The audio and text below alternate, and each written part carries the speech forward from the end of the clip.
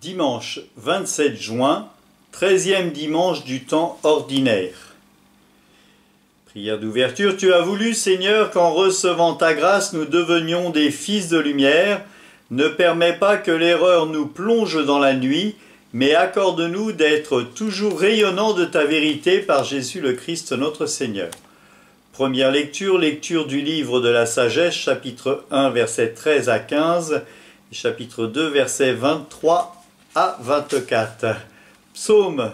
Je t'exalte, Seigneur, tu m'as révélé. Psaume 29. Deuxième lecture.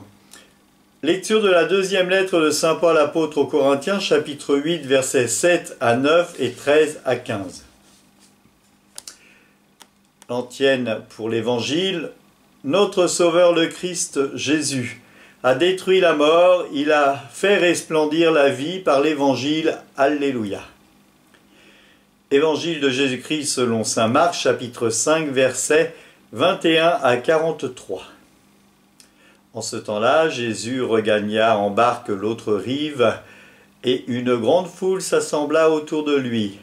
Il était au bord de la mer. Arrive un des chefs de synagogue, nommé Zaïre. Voyant Jésus, il tombe à ses pieds et le supplie instamment. « Ma fille, encore si jeune, est à la dernière extrémité. Viens lui imposer les mains pour qu'elle soit sauvée et qu'elle vive. » Jésus partit avec lui et la foule qui le suivait était si nombreuse qu'elle l'écrasait.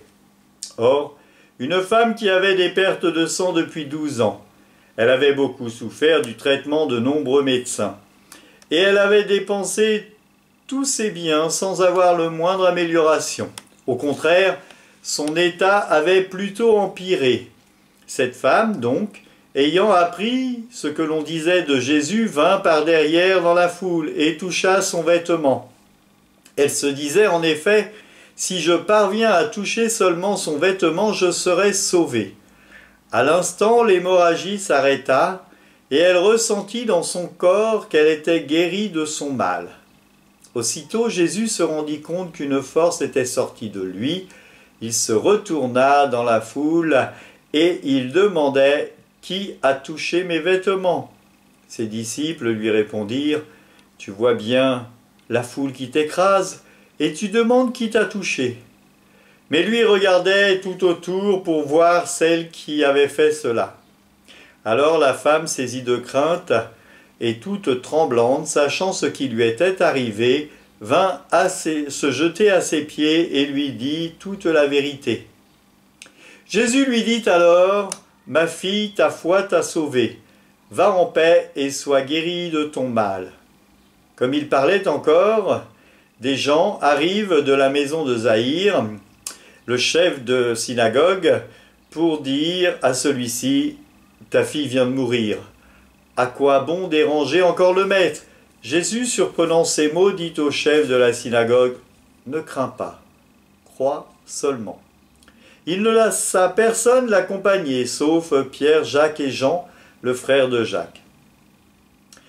Ils arrivèrent à la maison du chef de la synagogue. Jésus voit l'agitation et des gens qui pleurent et poussent de grands cris.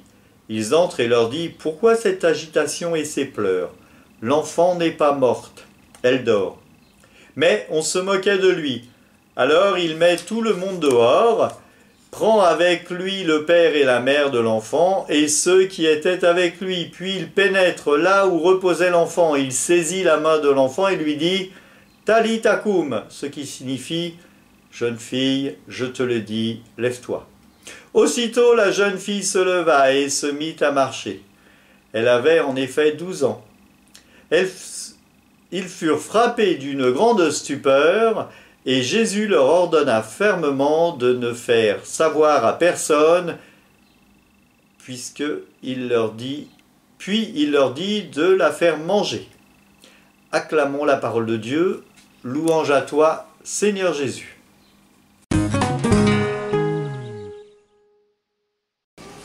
Les frères, aujourd'hui, dans ces textes, nous parlons de l'alliance entre le peuple et Dieu. entre la relation intime entre peuple et Dieu, entre ceux qui ont été choisis par Dieu. Qui a été choisi par Dieu? C'est peut-être une question qu'il faut se poser. Hier, nous avions, je vous inviterai à lire le texte, la guérison d'un païen, donc d'un non-juif, donc de quelqu'un qui ne fait pas partie des brebis du Seigneur. Et pourtant, le Seigneur a pris soin de lui. Le livre de la sagesse nous invite à regarder comment est faite la création. Et en reprenant le livre de la création, nous voyons que ce qui est fait est bon. Et quand il s'agit de l'homme, quand Dieu créa l'homme, cela était très bon. Aux yeux de Dieu, nous avons une place particulière. Non pas une place écrasante, tout ce qu'il y a autour de nous, mais vraiment une place particulière parce que Dieu nous aime et qu'il a voulu notre bien et qu'il ne veut que notre bien. Et c'est cela qui est important d'entendre.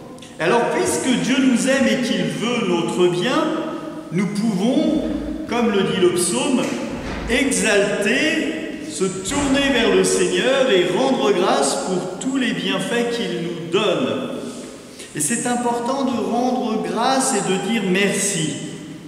Alors aujourd'hui, Alexis et Lucas, j'ai mon anti-sèche parce que moi les prénoms c'est toujours très compliqué.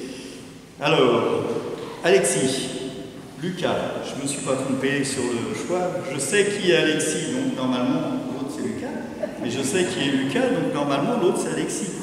Parce que c'est deux petits frangins mais qui se ressemblent. Aujourd'hui, vous avez choisi d'être présent aujourd'hui dans la communauté de l'Église pour recevoir le corps du Christ. Au bout de plusieurs années de caté, au bout de plusieurs années d'accompagnement, autant dans les lectures chez vous que ici au caté, autant dans votre réflexion et votre prière, vous avez pris conscience de ce que c'était que le corps du Christ, de ce que vous allez recevoir. Comme tous les autres enfants qui se préparent au corps du Christ, je vous ai entendu personnellement et je vous ai écouté. Et nous avons décidé ensemble que vous étiez bien aptes à recevoir le corps du Christ. Revenons à l'Évangile et vous allez voir le sens. Zahir a sa fille qui est malade et il va demander l'intercession de Dieu pour que Dieu guérisse sa fille.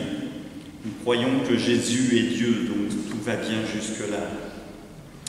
Et voyant sa foi, il va aller la sauver, sa fille, parce que l'intercession de son père a pris une importance forte et vient de sa foi à lui, au plus profond de son âme et de son cœur. Il demande au Seigneur de prendre soin de sa fille et le Seigneur fait ce qui est bon.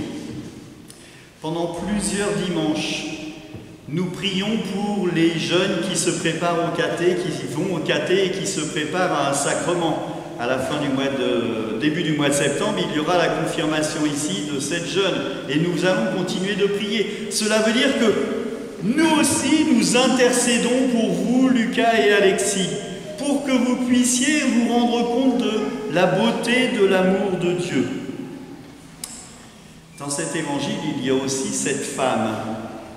C'est un évangile avec une incrustation. Il y a l'histoire de la fille de Jaïr, et puis il y a l'histoire de la femme. Cette femme qui depuis 12 ans est malade.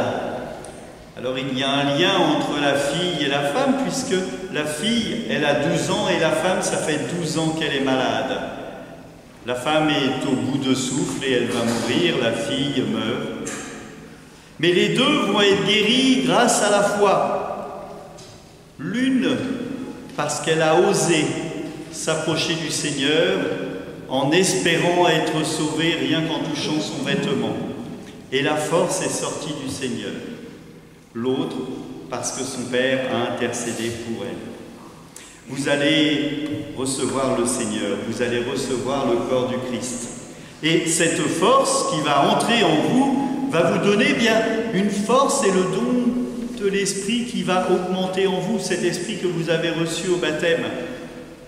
Et va vous aider à cheminer et à grandir dans la foi pour que vous sachiez, lorsque vous êtes dans la peine, comme ces deux exemples, mais aussi lorsque vous êtes dans la joie, dire au Seigneur qu'il est important pour vous et qu'il compte et qu'il a du prix à vos yeux. Parce que lui, pour le Seigneur, vous avez du prix aux yeux de Dieu. Dans l'Évangile, il est écrit « Tu as du prix à mes yeux et je t'aime ». Dans le livre d'Isaïe, Dieu dit à Isaïe « Tu as du prix à mes yeux et je t'aime ». Et à Alexis et Lucas, il vous dit « Vous avez du prix aux yeux de Dieu et il vous aime ». À vous deux, mais aussi à vous qui êtes derrière et encore à vous qui êtes au fond. Même à ceux qui sont arrivés en retard, il leur dit « Vous avez du prix à vos yeux, à mes yeux et je vous aime ». Et que le Seigneur, il est des fois plus indulgent que le Père Thierry. Il vaut mieux faire confiance au Seigneur, au moins on est sûr. Le Christ nous ouvre son amour au plus profond de lui. Et cet amour qu'il nous donne, il nous faut le remettre aux autres et l'offrir aux autres. C'est ce que vous aurez en charge, c'est ce que nous avons en charge. Puisque vous avez bien entendu, nous avons prié pour vous. Donc vous allez pouvoir prier pour d'autres. Ah oui, c'est ça le challenge. Être chrétien, ce n'est pas juste mon petit bidule à moi tout seul que je fais dans mon petit coin. Ça marche pas. Ça, c'est pas être chrétien. Ça, c'est, je sais pas quoi, mais c'est pas être chrétien. Être chrétien, c'est vraiment se dire, la communauté, elle est là. Et je fais partie de la communauté. Et je m'engage à vivre avec la communauté, à prier pour la communauté, à me réjouir quand c'est l'anniversaire et à chanter joyeux anniversaire, et à pleurer quand quelqu'un est triste. Vous entrez et vous grandissez dans cette famille de chrétiens. Tout ce que je dis pour Lucas et Alexis, vous avez bien compris que cela vous concerne tous, que cela est important pour chacun d'entre nous. Je prends l'exemple de Lucas et Alexis parce que c'est un jour particulier, mais je pourrais prendre tous les prénoms que vous avez ici dans l'Assemblée et vous l'attribuer aussi. Nous voyons le Christ qui répond à la foi de cette femme, la foi de ce Père. Et il va être présent et accompagner tout au long de la vie tous ceux qu'il va guérir et sauver. Aujourd'hui encore, le Seigneur répond à notre foi et à notre présence.